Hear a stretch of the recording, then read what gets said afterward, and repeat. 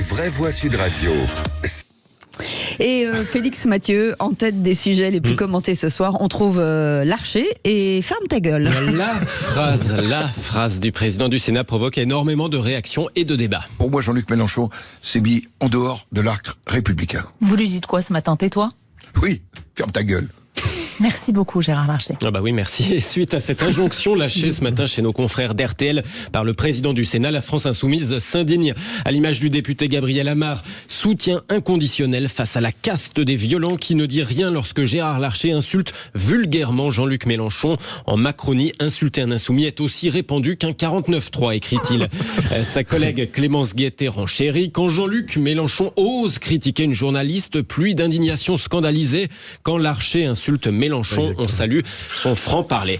Alors effectivement, beaucoup d'autres saluent la formule du président du Sénat sur le thème « Il dit tout haut ce que tout le monde pense ». C'est le propos d'Yves Azerwal qui écrit « Merci Gérard Larcher d'avoir su trouver les mots justes » et d'ajouter cette citation « Ce qui se conçoit bien s'énonce clairement et les mots pour le dire vous viennent aisément ». D'autres se rappellent qu'il y a des précédents quand même en matière de gros mots et de politique, du casse-toi pauvre con de Nicolas Sarkozy à Emmanuel Macron qui avait très envie d'emmerder les non-vaccinés. Et puis à propos de ce verbe, on pourrait aussi ajouter évidemment la fameuse phrase attribuée à Georges Pompidou sur le fait de ne pas emmerder les Français.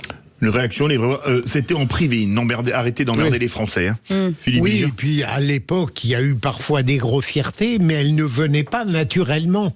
Je veux dire, aujourd'hui, on est parfois surpris que la vulgarité soit consubstantielle au langage qu'on a. Mais est-ce que vous êtes d'accord avec ce que dit Clémence Guettet de comparer le tweet de Jean-Luc Mélenchon C'est d'accord. Même, on est aux limites de l'ignoble là, parce que oui, c'est au moins une réponse. Vous avez totalement raison. Et puis alors, c'est quand même un peu drôle de voir la France Insoumise donner des leçons de respectabilité et de beau langage, franchement.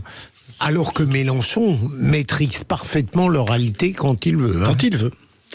Allez, autre sujet en top tendance, GTA. Avec le retour annoncé de la nouvelle version du jeu vidéo mythique attendu depuis des années, des voitures, des armes, la vidéo a battu tous les records en 24 heures. Et puis dans les tendances, on trouve aussi Saint-Nicolas. Tiens, bonne Saint-Nicolas, tous les enfants sages du Nord, de l'Est et du Nord-Est, écrit Maître Eolas. Alors reste à savoir si les enfants sages et ceux qui jouent à GTA, ce sont les mêmes. Ça, je vous laisse juger. Pas que la GPA était